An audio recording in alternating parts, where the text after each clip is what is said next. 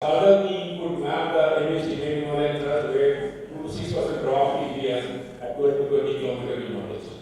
So we could basically calculate the MST, the MO, and lab, and then we have concluded. Now, when we conclude that, then we could see a very interesting features. You can see that we are having north-northeast, south-southwest trending, basically zones where you have cluster thinning. And they are all mapping cluster thinning because PPPS also we found quite high for those zones. These are shown by the black dotted elliptical areas. The C1 is basically correlated with the northward extension of Delhi Metro range. And if you take C2, it is basically coinciding with the intersection between the rupture area of Pepinophyte and your radial field. So generally, the rupture velocity of 8 minus RP, 8.5 minus RP of like Pepinophyte was 8.5 will be quite high. So you cannot stop suddenly. So we feel that this intersection zone what we have, they are basically representing some tectonic boundary there, where we have got another transverse feature. And then we have another transverse feature C4, which is basically correlated with the Moradava fault. Then the C3 is correlated with the great boundary fault, which continues from the Aravalli side. So it continues from Aravalli. So we could see that these are all clusters that more that showing you the 4 transverse features. But now if you go to the lab, then you see only 3. That is C1, C2 and C3. Now what it tells you that you have 3 lithosphere substance blocks, which segmented the lithosphere quite nicely. So what we propose that this segmentation what we have got, this is basically very important for this area because of this segmentation, we don't have enough length to produce 8 magnitude RPM. So it has reduced the seismic hazard in Uttarakhand. The further you can see this is the work done by Ruti, where they have shown they have mapped the area of the range from empty magnetoloid. And our C1 is matching quite well with the northeast extension of THR and their mapped conductive body. This red color is the conductive body. You can see it continues till 28 to 37 kilometers, 30 to 37 kilometers. Which maps quite well with the body what we map and which is aligning with the irregular range.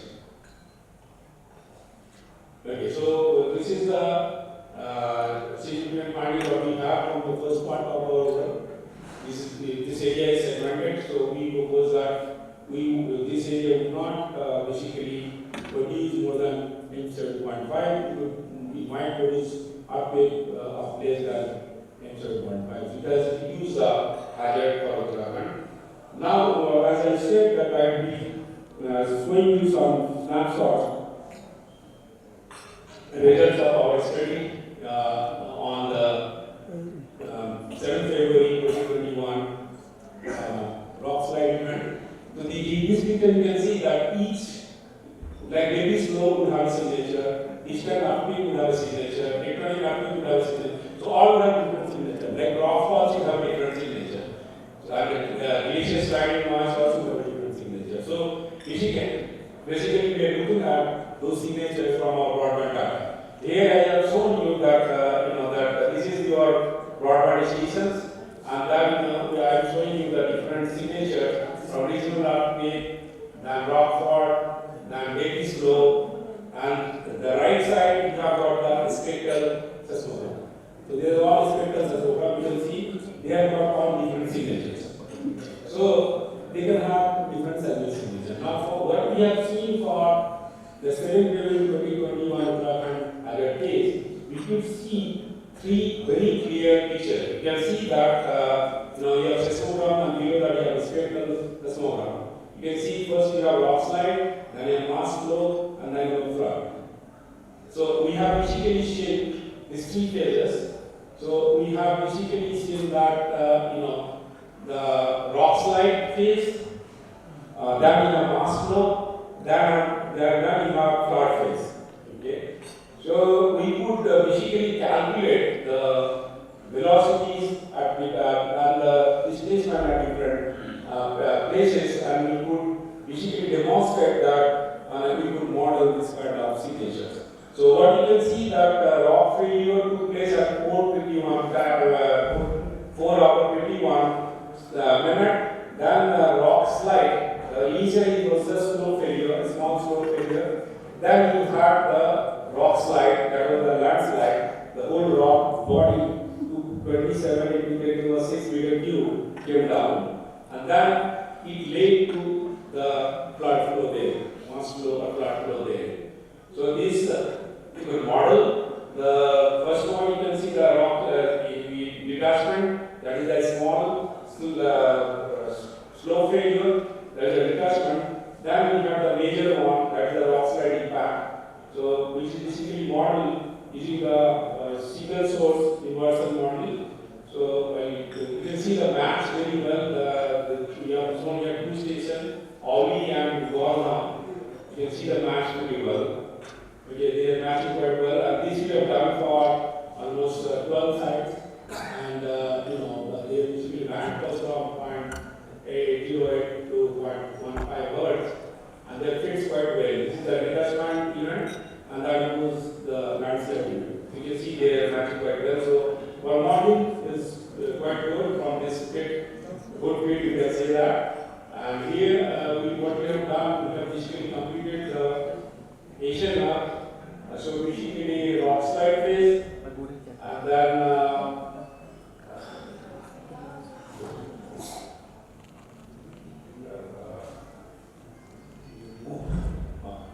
okay, so we have shown the three phases where very clearly you can see the different kind of signatures. So we could map them and we could demonstrate that this kind of modeling could be done within the 100 kilometer. You can basically downstream you can map them. And then this is basically the first urban station is your Kabul, which was recorded, the rock slide phase, and then there is Islamabad recorded, Kathmandu recorded. So we have basically a situation from where we might be able to predict the rock slide errors.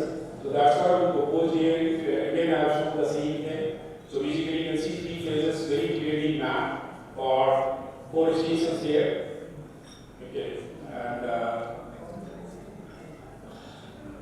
finally, we propose that this kind of rock slide events is very difficult to provide the warning, but if you have critical location aspect, the importance of efficient preparation and communication. If you have efficient preparation and communication, you will be able to basically predict this kind of situation. So that's what we proposed here. So this is our network, proposed network, which is the now we have got the financial support from DRDO. We hope that we will be able to implement this as a flowchart. I'm not going into details because of time problem. Maybe now what we have done, I was saying that similarly we have glaciers in Himachal. So you might have similar things in Himachal also. So if you have this kind of network, you will be able to basically do similar kind of studies. So here I am showing you the gradient motion algorithm, the machine learning algorithm. So the first one is the objective function. So you have L theta, that is your basically theta is nothing but your loss function. Then you have phi theta is your regulation term. Advantage of this technique is that the regulation term would allow you to prevent overfitting.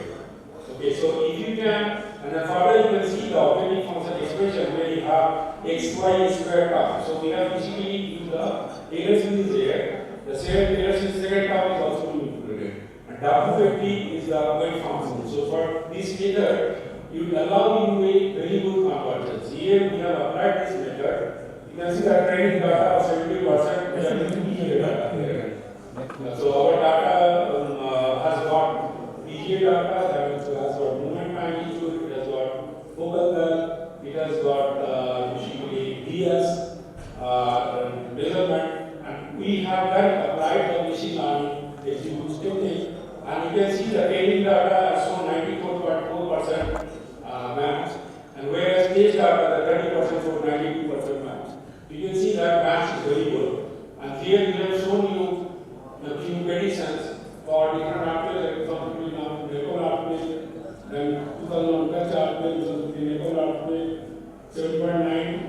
6.9 96.2 You can see match is very good. Basically, this kind of event technique can give you a good model, and then if you have your data available, PGA data is not required. If you have basically MW, focal depth, ES for your region, so this will predict the PGA. So you can get the PGA value for your area. The next, what we have done, we have modeled the PSA also, where we have used basically PGA plus PSA. And PSA is taken from till 4 seconds.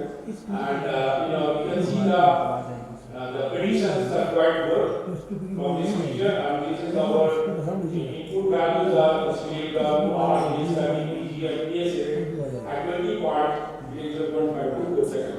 And we have taken this acceleration data from IIT, so which allows us to do this kind of prediction.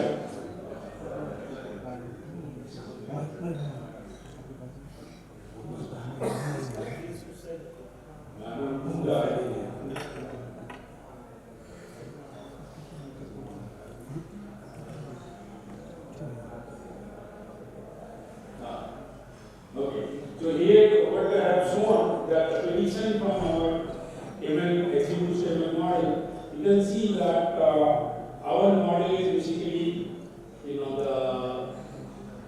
orange color and the real data is basically red. So you can see they are matching very well. Whereas other model if you take other model for the area, they are quite away. So basically we can claim that our model is very well. So we have done for 4 stations, Faizabad, Siliguri, Knoxville and Boho. So they have shown good matches or Himalayan region stations. Other are shown for Kutch area, 2 stations, that Baniyari and your Baniyari and then we have Kharoi and then your Nepal. You can see the matches are pretty good. So these are all PSA predicted from Yemen. So what we propose that if you have this kind of situation, that if you don't know the PSA for your area, or if you don't know the PGA for area, this kind of model, machine learning models you have developed can help you to know, and which can help you to basically design your building architecture. Thank you.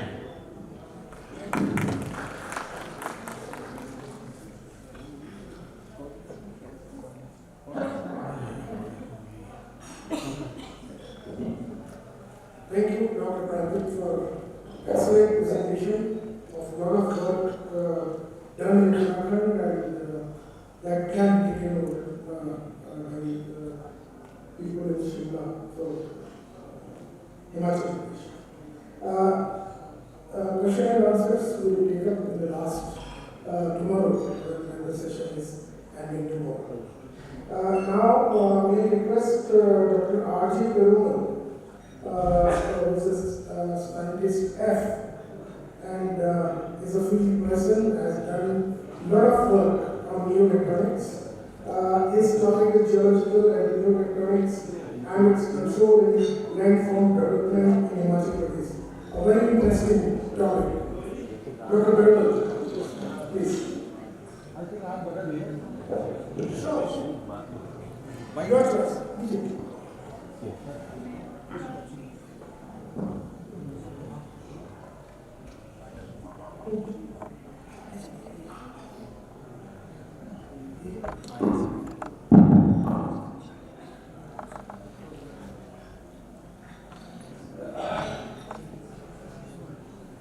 I think good afternoon to all of you. I'm going to take you at least 500 years from now, because the previous speaker spoke about the modern seismology. So in order to understand the modern processes, you need to go a little bit longer time, so that you can predict, you can put so many hypotheses and getting of papers. So this is the Shimla. You can see the development. Now, what would be the fate if we have an earthquake of, say, similar magnitude of like 7.8. When I was started preparing for this talk, I realized that Shimla may not have kind of a great atmosphere like Villa climbs, although all the Indian scientists they climb Villa with the pioneering water, but we are field geologists, we have been doing almost 25 years. So let us see our talk. The question is that triple W, it's really fantastic, fascinating, because all is there, our life partner name is also wife, W is there, when, where, who, what, this makes more excitement. So obvious question is that when, where, what kind of magnitude we will have in Shimla. Of course, I'm a field geologist. I believe what I see, and we do big trenches across the fault which produce the landforms. That's how this Himalaya grew. So Himalaya did not grow in a single stretch. It grew in different ranges. We have higher Himalayan range and lesser Himalayan range and sub-Himalayan range. Now the time is that sub-Himalaya is growing. It grows during the earthquakes. The higher Himalaya, where the bulk is entire, was developed during non-tectonic or non-earthquake time. We have the movement of 6 to 9 millimeter per year. Himalaya is growing vertically. So in laterally, the Himalayan growth is the sub-Himalayan. So I see generally again, we do the trenching. Why do we do trenches? Because we have absolutely no idea when the past earthquake occurred. Because past is the key to the present. I will go a little bit later. Now the process is that, as Professor M. Sharma told about ultrasound, all these things, the tectonic is the endogenous processes, which is happening, say, almost 700 kilometers, like you pointed out. But in Himalaya, the most of the acidity starts about 70 to 20 kilometers. So that's kind of an endogenous processes. Then we have climate, that's exogenous processes. It creates cloudburst, landslides, any kind of surfacial processes. So these two processes are very important because tectonic leads to the topography. Once you build up the topography, then automatically the climate comes into the pictures. Now you can see that's how Himalaya has grown. In a sunny day, you can see the higher Himalaya, then we have the lesser Himalaya, and we have the small baby mountains. This is how the mountain range develops. So that's why we say neotectonics. Neo means new. In a longer time scales, we wanted to understand the geological processes so that we can talk about whether earthquakes following in schedule or irregular schedule, say time predictable or sleep predictable. So all along the Himalayas, you see this kind of landforms, like a staircase geometry, like a step-like features.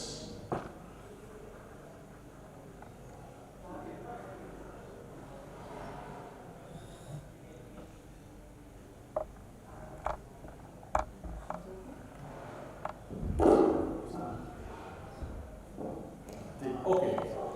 So I will be talking basically from 7 to 8 plus. That's the magnitude I'm going to talk. So when we will have such magnitude, at least in Shimla, I think I will excited you more. This is the energy business. Let us not worry about these things. This is what the simple map, the Himachal map. We have the lower tertiary rocks or shivalics. Basically, they are sandstone, mudstone, and shale. They are enormous, especially on the southeastern part of southeastern part of the Shimla. This portion is very much thick. This is the important aspect is that the sub-Himalayan part is thicker, and there is a curvature. You can see the Dollar range in a sunny day, and whereas this is a orogenic parallel.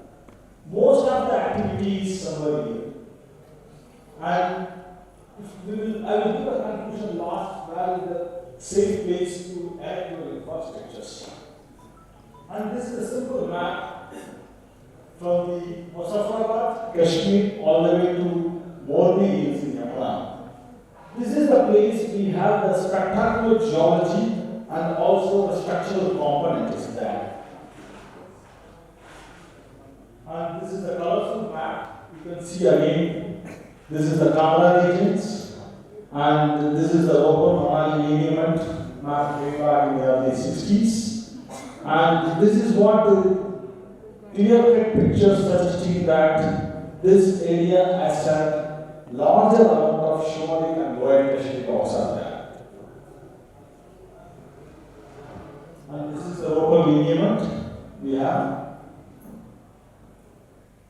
And this is the simple cross sections.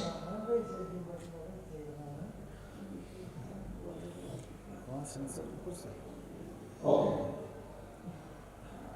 Yeah. The important message is that we see the Snow Peak mountain in the Dollar range. Unlike other part of the Himalaya, we see Joshimath or still north of the Himalayas. But why we have the Dollar range here? Because there is a sudden rise of say 3,500 or 4,000 meters or 4 kilometers, and we suggest there is a ramp. Generally, ramp exists north of the sub-Himalaya or north of the shore hills, but it is very close to the sub-Himalaya. That's the important aspect. This is what I have briefed. Now, the summary is that the ramp is along the Dollar range. This is a gap area, probably geophysical people has to confirm this. But receiver function analysis, they put ramp somewhere in Tetian Himalaya. Narrow in northwest, broad in southeast, that's a lesser Himalayan range, Jutoku. Here the close spacing of main boundary thrust and main range is that. They have cluster scale of lithospheric measures. The bending and wider sub-Himalayan. But in Himachal, active faults are very numerous, unlike other Himalayas. I will take those aspects. This is the population map, graphed with the seismic data sets. This is the USGS. My colleague data. So I will use the USGS data sets. Like, there's a 3 clusters. Corrington fault, and this is Spiti Valley fault, GSIS mapped it, and this is the Kangra Valley fault. All these red lines or active faults, they are likely to produce an earthquakes. Now the question comes, we have the seismic cluster here, but all the active faults are just south of it. So each of these faults will produce the earthquake landform. Please find it, especially this fault, it can uplift a couple of feet, 6 meter topographic elevation will be acquired, 6 meters.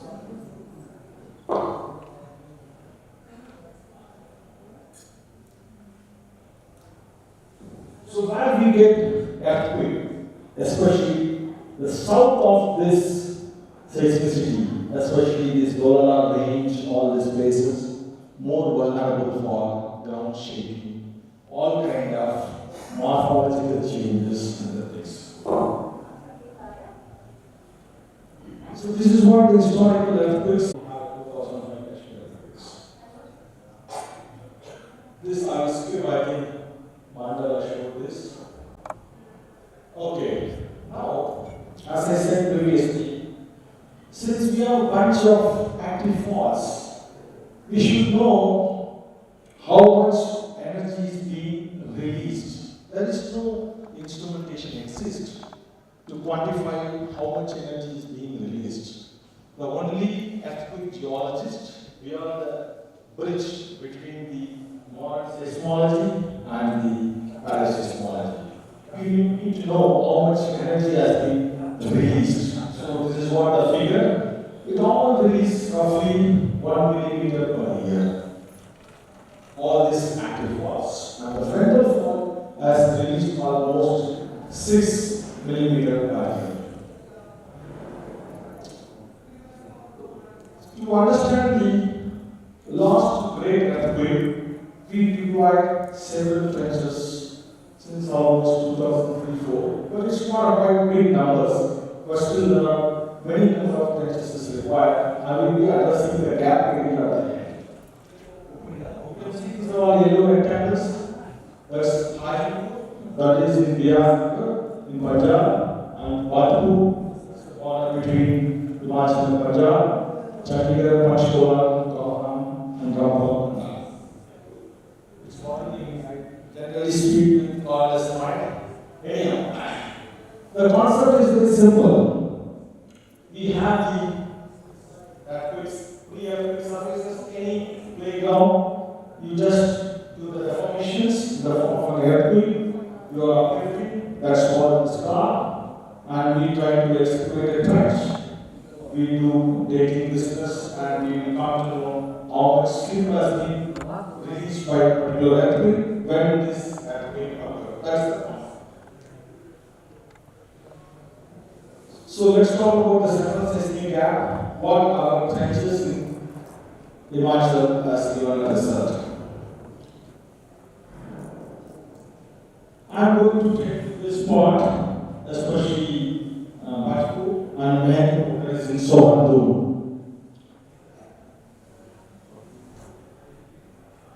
This is the again fancy figure we can make, SRT map. So I will be talking about this Batu or Jaingaon trench and Meherpur trench.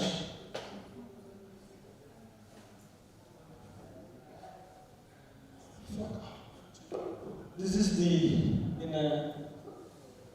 January, and you can see the beautiful flat top rice topography. That's what the next slide is.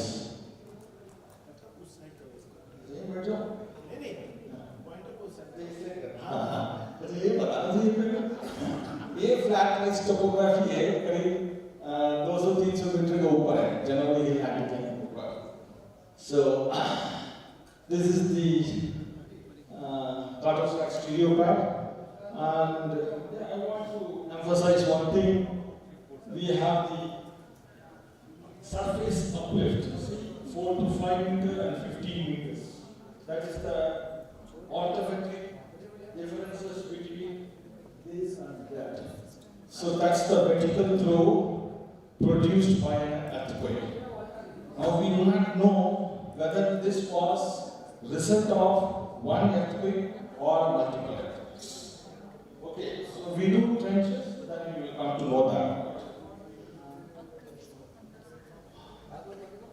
So this is the scar, beautiful flat hill. People love to have houses, and we dig a trench across this. And this is the trench shop. And we will check all these things. But just for your curiosity, we try to see the deformation point. मैंने सब तक बोल दिया होगा. Anyway, I think I'm audible. So,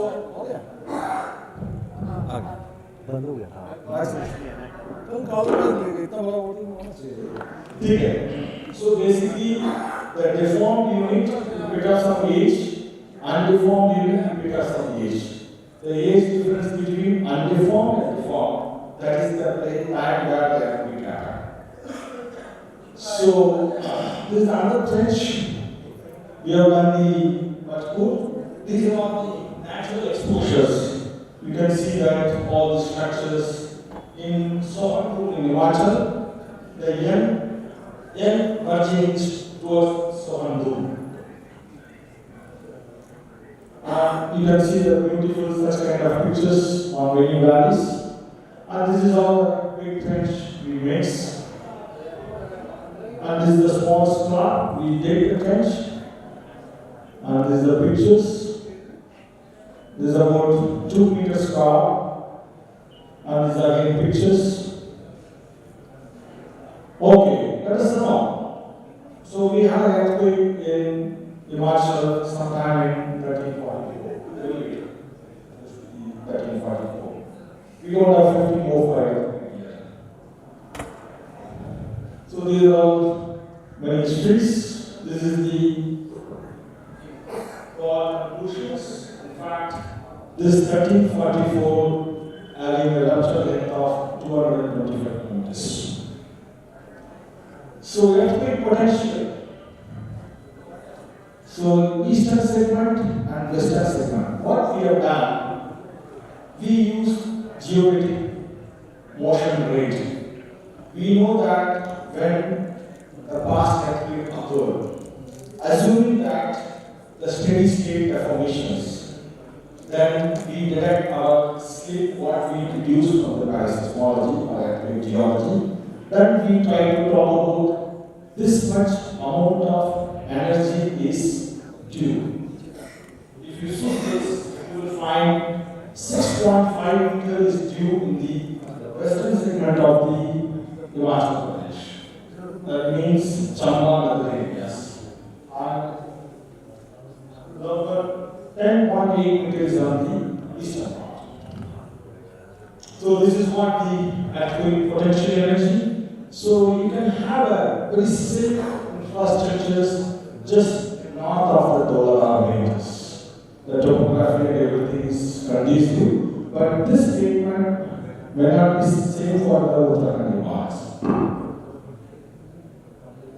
Yeah, this is a simple cartoon how the earthquake produces, because horizontal convection force, because sea force spreading that leads to the Indian plate is moving, and we have the horizontal convection force. Time to time it releases the earthquake. Once it attacks the threshold limit, it produces moderate to small to large to great earthquakes. Some earthquakes produce the scar, latitudes in the toe of the Himalayan ridge, some towards the inner part of the Himalayas. So this is what we have done. We understood how much energy has been released, but this is all first order research, so we need to have more research, and especially this Himachal lies in the central seismic gap, so it's almost 9 meters cube is already stored, so we can have earthquake at any point of time. So this is the population. This we developed in Water Institute for Uttarakhand State, and it is still in online. We would like to have it similarly for the Himachal Pradesh. And why do we do that? We have to understand active faults likely to have earthquakes so that we can have resilient infrastructures like we have done in Western Interstates. This is how they have done engineering, so we can develop the database, maybe civil engineer, planner, and other people they can make use of it. This is out of scope. I want to apply the climate sense in Himachal. That's very important things. The two slides. This is the glacier lake inventory done by my colleague. I'm just comparing how sensitive Himachal is, basically. So we have a lot of glaciers, and this is the comparison. Supraglacial lake, especially in Uttarakhand, is 809, but in Himachal it's about 228.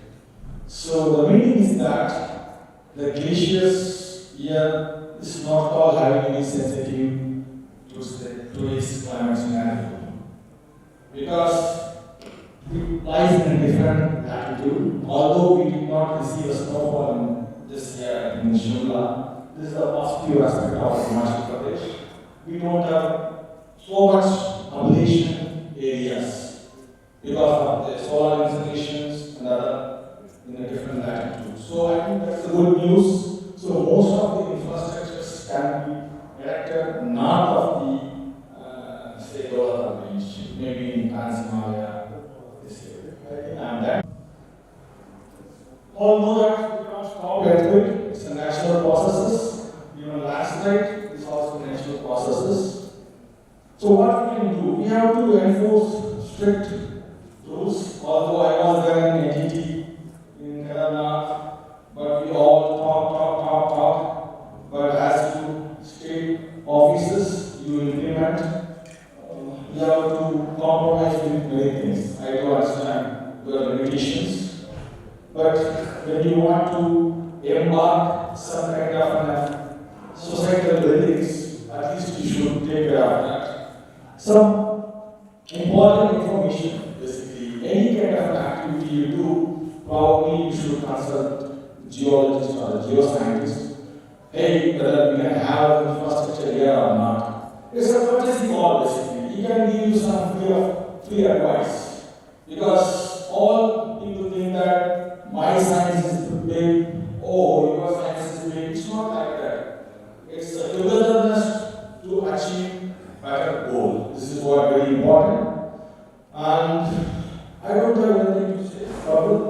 And with this, I'm completing my talk. So this is the book. Whatever I've done for the small work for the person, we could compile this. It's not a compilation, it's a new data sets. Very much. And very interesting talk. Now we are at the kind of day, very heavily loaded day, you can see. So we are wrapping now the session, and we hold it tomorrow. The right time is given in the time schedule. But before I close, let's have some lighter thing. Have you ever wondered why the geologists or the geophysicists or the earthquake engineers, they are searching for the faults? And why the earthquakes are happening on the fault line? Why not anywhere else? You see, at least take half a minute. Take the block, homogeneous block, and apply force on it. Okay? There will be cracks. And you know, Griffith's theory, I can predict the cracks there. Apply it second time, apply it third time, apply it thousandth time.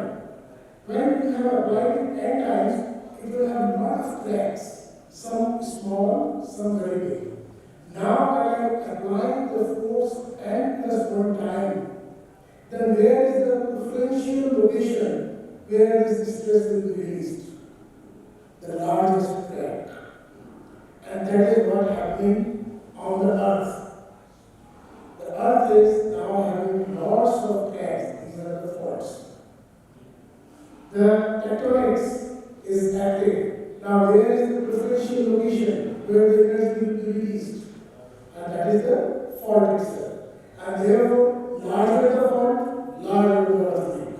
Okay? So that's why we, as a geologist, we search for the faults, map them, and then carry out the seismic hazard assessment. And seismic hazard is much more near to the faults. Thank you. Thank you.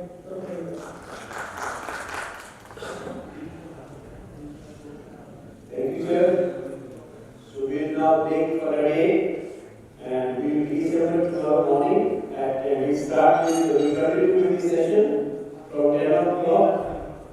So I request all the participants, all the delegates, please come on time so that we have 5 speakers in the forum session.